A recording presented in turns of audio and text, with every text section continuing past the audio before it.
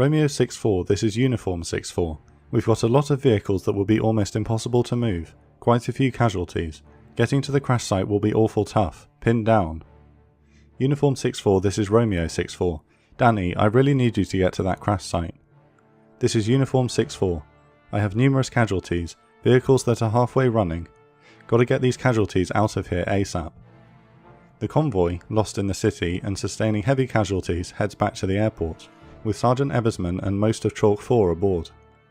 The Quick Reaction Force of 12 Humvees has tried to fight its way back into the city, but is ambushed en route and also returns to the airport.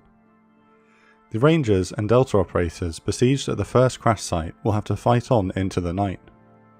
The Delta and Rangers have become mixed together during their fight to the first crash site. Ranger Sergeants Williamson and Goodell, Lieutenant Lechner, and Privates Nethery and Erico have been hit en route, and Delta Sergeant Fillmore has been killed with a shot to the head.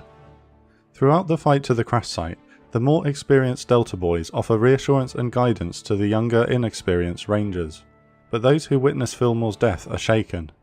In the eyes of the younger of the Rangers, the Delta Force guys are supermen. They aren't supposed to get killed, we must be in trouble.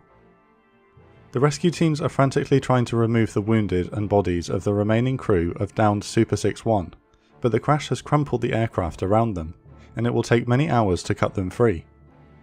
They first stabilise semi-conscious left side gunner Dowdy, believing that the convoy will be here shortly to evacuate him. A hail of fire punches holes through the aircraft's thin skin, and medics Mabry and Wilkinson both take hits to the hands.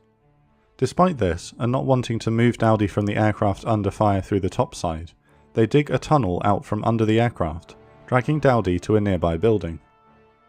The Rangers and Delta teams arrive at Marahan Road, a southerly road going uphill away from the crash, and occupy buildings on its eastern side. The fighting is already desperate and close quarters, and the force takes more casualties. Ideally, the teams would move into a coherent perimeter around the crash, but Lieutenant Perino has no choice but to radio Ranger leader Captain Steele to inform him that his Chalk is combat ineffective at their current location, with more wounded than can be carried. Captain Steele's group, further up the street, are also now rendered combat ineffective by the number of wounded. Steele sends a detachment across the street to improve their defensive perimeter. All teams will have to defend their positions until help arrives,